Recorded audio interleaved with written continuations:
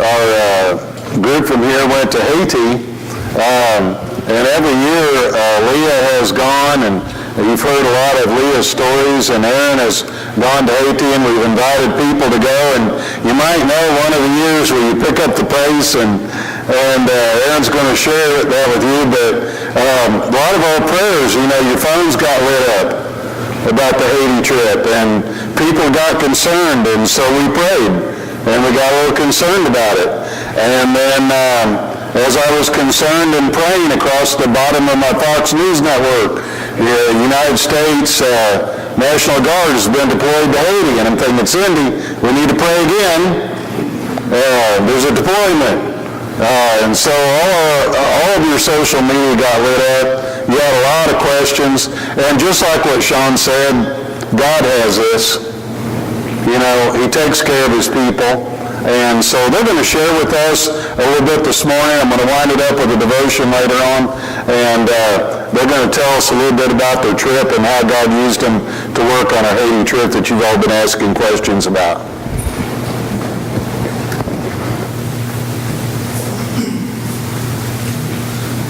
A video with some pictures from the trip. It's kind of started, but if we can hold off on it for a second. Last week, it's good to be home, first off. We're gone all the time in the summer, but last week we were in Wichita, and we go to the Well Worship Center in Derby on Sundays, and they sung a song called Psalm 46, and by a group called Shane and Shane, and they take scripture, and they just take the scripture and sing the scriptures. But the first song that you'll hear on the video is Psalm 46. And it starts off with, God is our refuge and strength and an ever-present help in trouble. Therefore we will not fear. So the pictures you'll see are, first off, you'll see as we first get there and the trouble that we face, and then the music will pick up and it'll change songs and a little more joyful, and show you pictures of things we did while we were there. So you can start that video.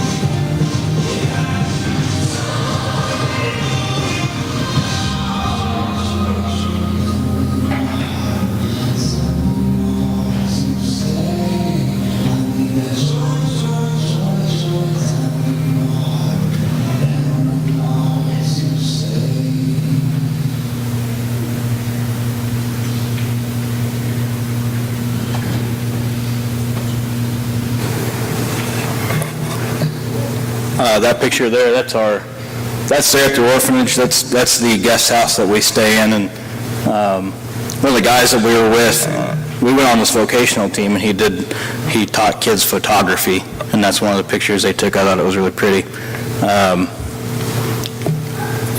First off, I want to tell you guys thank you for praying for us.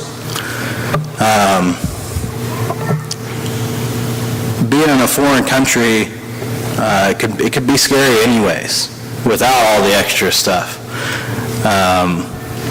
But your prayers really helped, and that's no lie. Like it kept us calm.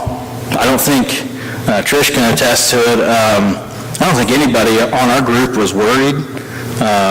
We all seemed really calm and peaceful the entire time, even though the whole world around us was literally burning. So it was pretty amazing.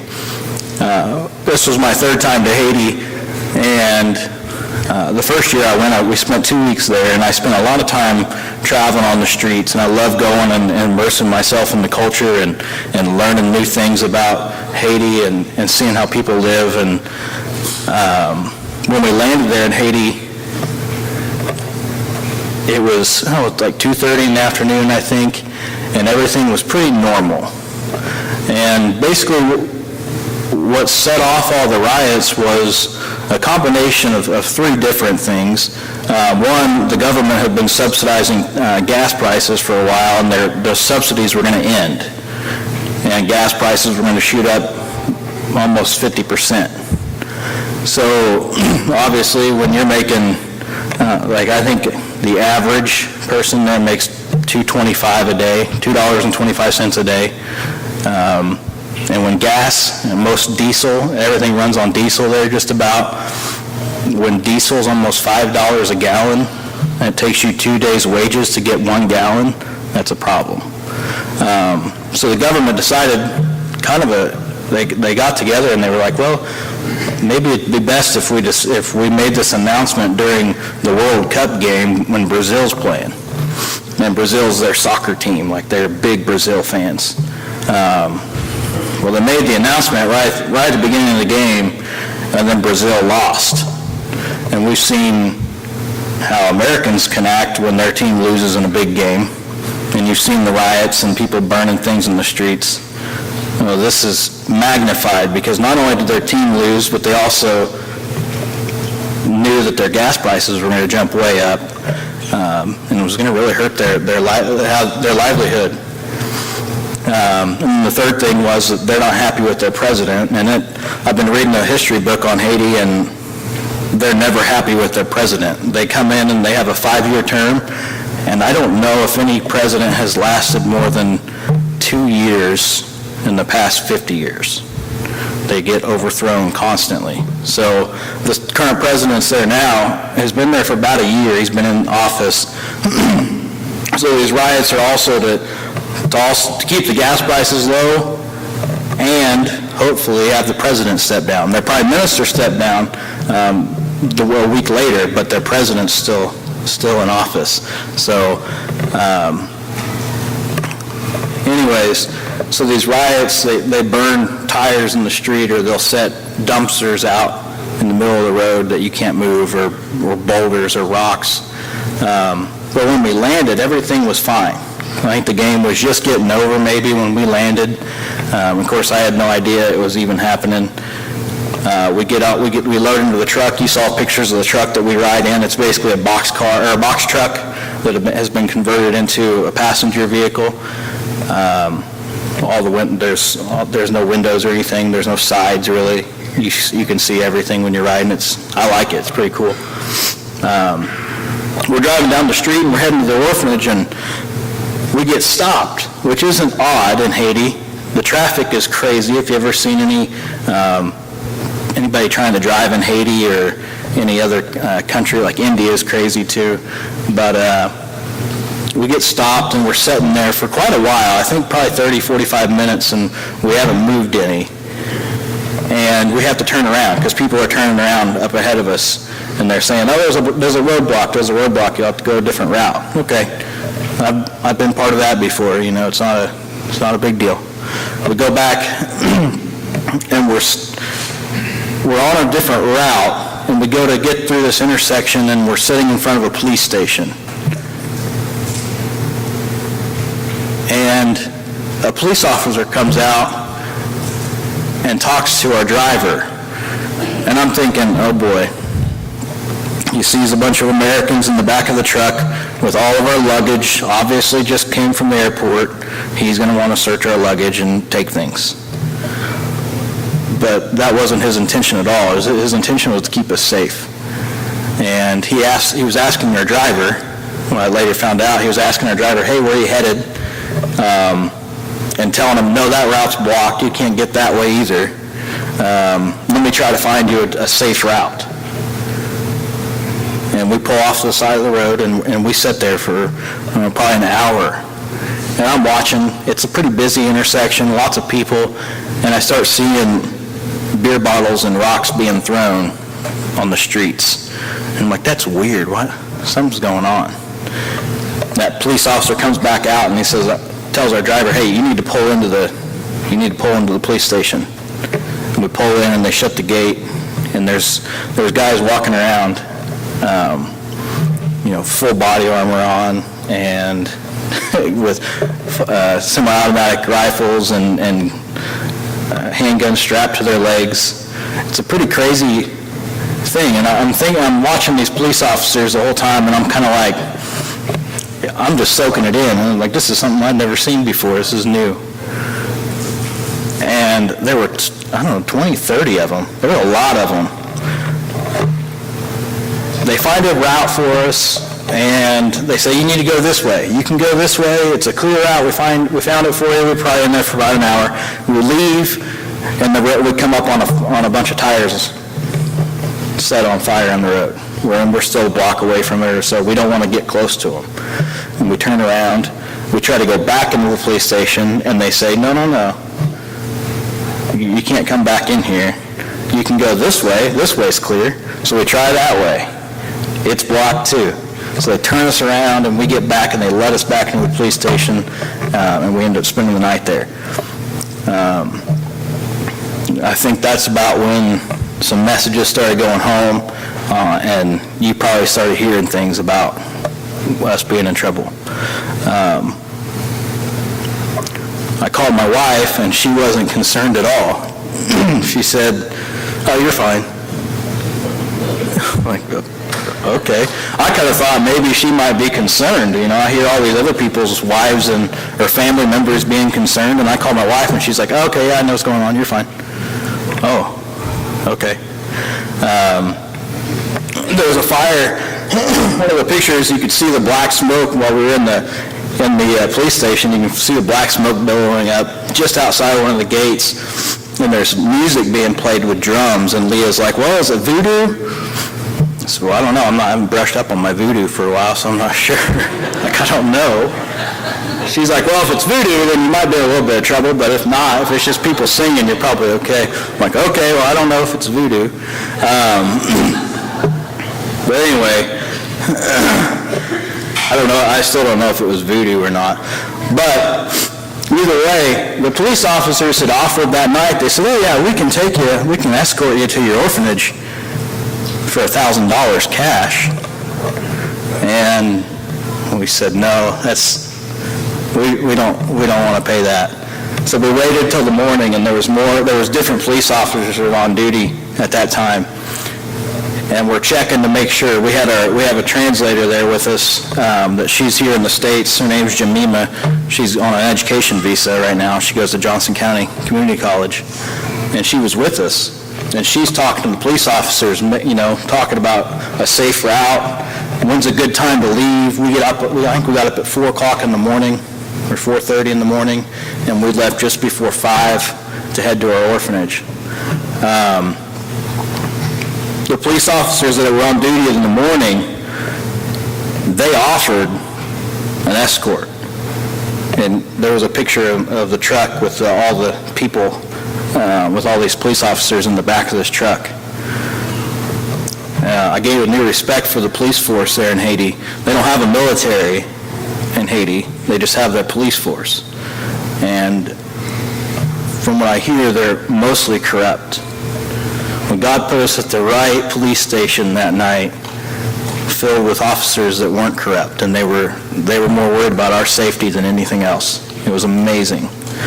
These people on this truck were very tactical in how they were protecting us. We'd come up on roadblocks, trees thrown on the road. They'd pull, 2 of them would pull off the roadblocks while other people had guns up, watching for people coming out of the fences or whatever it was. One guy was up watching all the roof lines the whole time we were driving. So it was a pretty amazing experience. And when they got to the orphanage, they weren't looking for money. They did it out, just to make sure we got there safe. So gained a whole new respect for the police officers there in Haiti. I think our group leader did tip them. I think she gave them some money, but not $1,000. But we got to the orphanage, and that was early Saturday morning. It was like 6:30 in the morning there, and most of us hadn't slept much overnight, so we all kind of went to bed and took a nap. And things got worse on Saturday outside the walls of the orphanage. There was, since a lot of the streets were blocked, people couldn't get to work, so their stores were closed down. Grocery stores were being looted and burned. We learned that throughout that night, there was 2 police stations in Port-au-Prince that were set on fire. We weren't at one of those. So it's pretty amazing looking back and seeing the protection that God provided for us. When we got to Haiti, I think we were just kind of in a bubble of this protection. And we didn't even really know. If we knew a whole lot of what was going on outside the walls of the police station, we probably would have been a little more freaked out. But we prayed for God to keep us calm. And I think that really helped out, probably with some of the people that hadn't been to Haiti. I know that one of the ladies talked the next morning about, well, I looked at the people that had been here before, and our 2 group leaders that were with us, and they weren't worried, so I wasn't worried. So I think God really poured out peace and calmness over those of us that have been there. And I know it was a comfort for those that hadn't been to Haiti.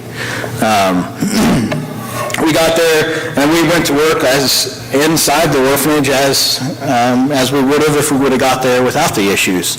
We were protected. There was a 10-foot wall with a nice big gate with a guard on it that's there 24/7. So inside those walls, we were protected. And then there was one picture, the first picture of the boys playing soccer. You might not have noticed it. It's kind of hard to see, but there was a rainbow above those boys playing soccer. It was a really cool picture. And that's kind of when things, it was right after a little bit of a rain, which they don't get very much of, and things started calming down.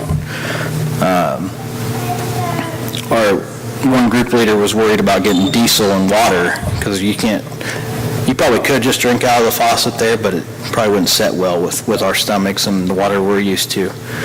So we get distilled water in big 5-gallon jugs to drink from. And, well, we couldn't get outside the orphanage because streets were blocked Saturday still. So Sunday morning he was able to get out and go. We just weren't able to make it to church. And we had our own church service inside the guest house there. And then continued to go about working as if nothing else was wrong. So we were able to do 2 days out of the 3 that we were supposed to in our vocational camp. And it's amazing. We got more work done in those 2 days than I have in the last 2 years of being there, of the times that I've spent there. So our trip was shortened. We weren't supposed to come home till next Friday, and we came home on Wednesday. But we got a lot of work done, and the kids were very attentive. They really wanted to learn. You go there, and they pay attention better than kids here pay attention. It's amazing. They're all focused on you. They want to know what you're saying. They're hanging on every word, waiting for that translator to translate for them. It's an amazing experience. My group did, as I've done the last 2 years, some construction stuff, and you saw some pictures with the kids. And this year, I think part of what made it so much better this year is because the last 2 years of experience being there helped me learn how these kids learn and how best to set them down and teach them. So the first year I didn't have a translator, so trying to teach kids how to use a table saw, and they don't even speak my language, is very difficult. No fingers were cut off that year. But this year we set them down. I had a little classroom, and we set them down, and along with another guy, one of our leaders on the team, and we taught them how to read a tape measure, and we taught them how to use a drill, taught them how to use a power saw, even a hand saw. And we built those 3 bunk beds, and those 3 bunk beds that you saw in the picture are going to the Oasis Project, which is another portion of this ministry, where kids age out of the orphanage. What do we do with them? Well, before, once the kid hit the age, which I think is 16, it's, see you later, good luck. You can come back and visit, but you can't stay here anymore. Well, that's tough for kids that have been raised in an orphanage to go live on the streets in Haiti. So the Oasis Project is fairly new in the last couple of years, and they sponsor kids through education, and they give them money to live on while they're going to school. But those bunk beds go, and you saw that was Jean-Marc in the red shirt with the pink walls behind him. That was his apartment, and we were teasing him when we were delivering those 2 bunk beds there. I said, Jean-Marc, did you pick out this color on the wall? And he laughed. He said, no. And then they brought out the mattresses, and they had pink sheets on them. And they don't care. They don't care at all. They just know they got a roof over their heads, 4 walls, and a bed to sleep on. It's amazing. And our group leader said, man, Jean-Marc, looks like a bunch of girls live here. And he was blushing a little bit, but we dropped those 2 off, and the other one was going to go to the girls, where the girls were living.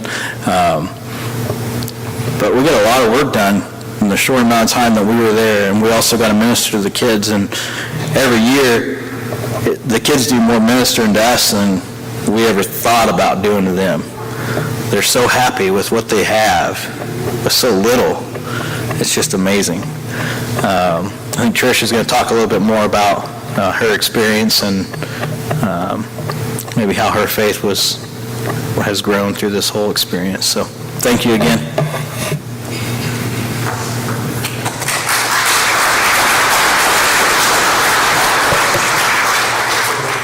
I too want to thank you guys for all the support.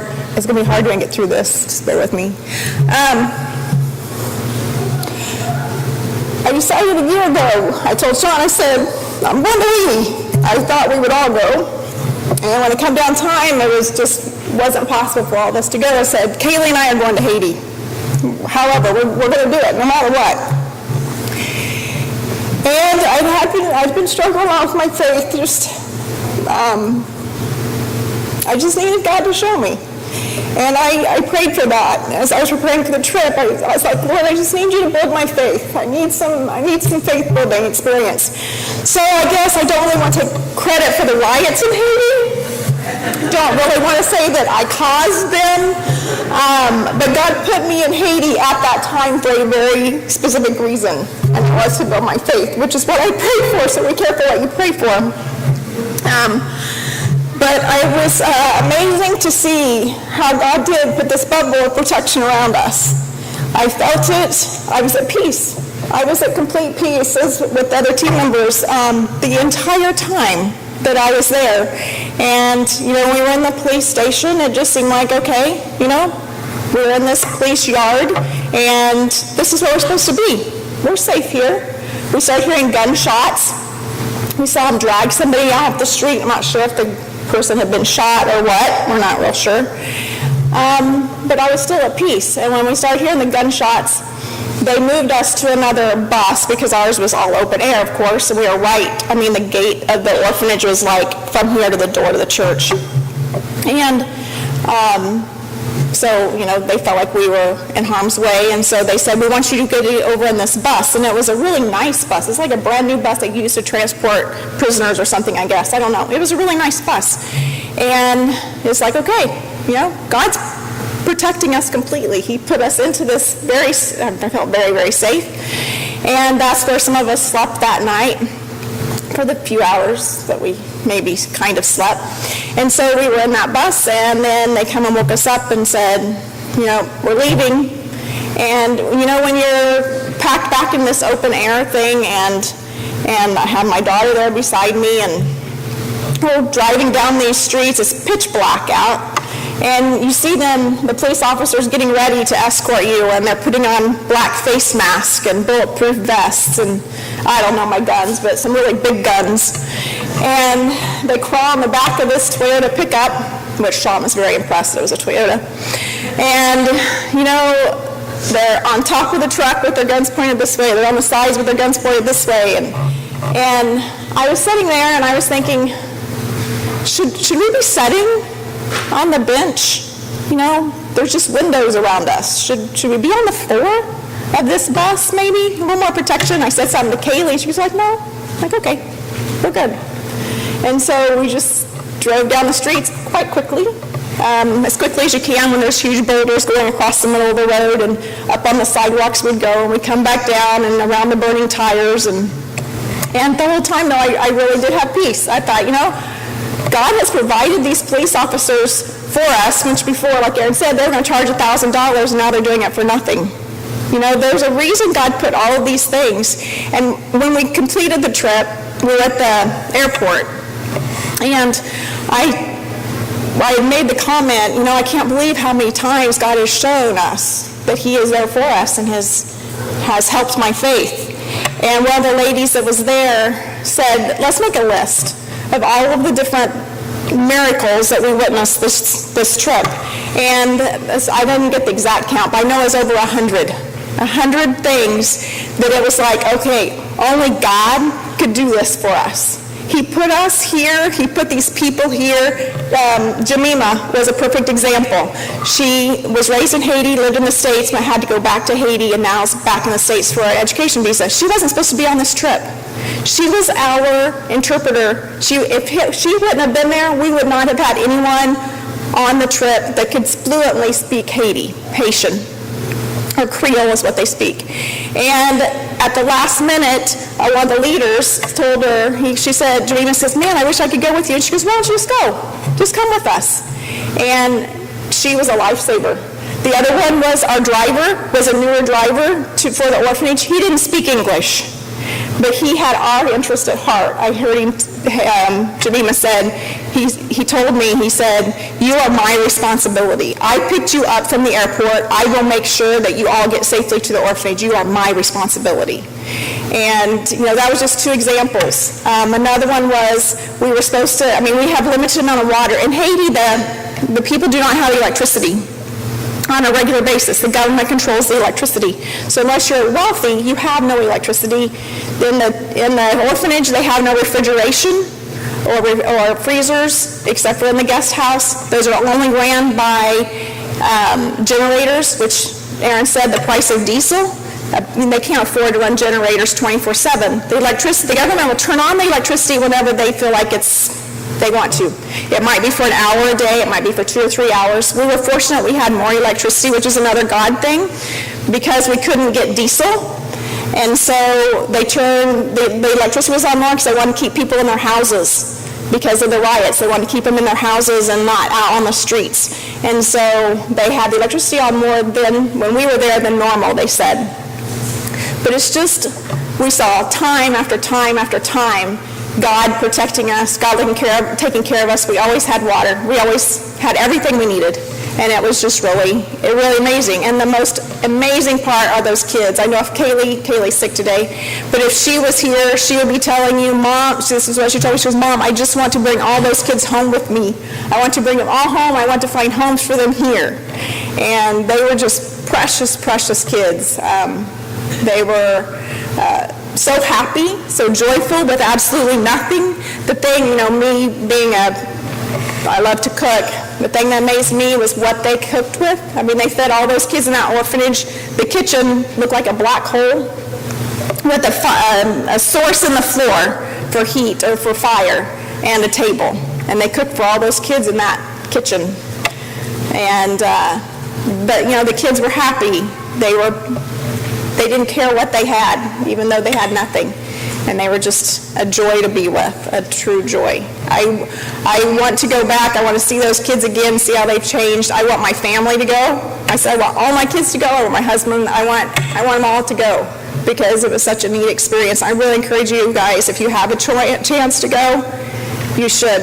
They'll touch your heart.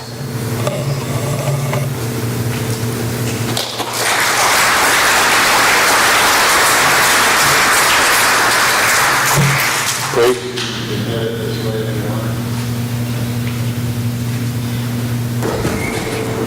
You ask yourself, why do people go on missions trips, or why do people become missionaries? Jesus, when you look at the story of his life, praise team can come on this way, even though I'm talking. He trained 12 men. Just 12 men. And those men, he sent them out. He didn't say, you're going to stay with me. He trained them, he taught them, he sent them out. He trained others, and they trained others. And when you look in the book of Acts, it says that those men that Jesus trained turned the Mediterranean world, and that's the world they knew at that time, upside down with the gospel. The gospel was never meant to be taught to someone and be kept inside and be private and never share with anyone. That was never Jesus' intent. When you look in Matthew chapter 28, verse 16 and following, it says, when those disciples, 11 of them, went to Galilee to the mountain where Jesus had told them to go, when they saw him, they worshipped him, but some doubted. And Jesus came to them and said, all authority in heaven and earth has been given to me. Therefore go, which is a command in the Greek language, go and make disciples of all nations, baptizing them in the name of the Father and of the Son and of the Holy Spirit, and teaching them to obey everything I have commanded you, and surely I am with you always to the very end of the age. It's always been the mission of God to take the gospel throughout the world. And that's not always an easy task. It's not always in their language. So God gave us translators to translate the Bible into a language that people could understand. God put that dream on people's hearts. And so people take the Bible and change. If you listen to the news about China and North Korea and South Korea, we have ministries in South Korea where they take and smuggle Bibles into North Korea. And if there's a revival taking place in North Korea, because people are getting the Bible in their language and able to read it, people are losing their lives in South Korea because they're caught smuggling Bibles into that country, but it changes people's lives. Why do people do stuff like that?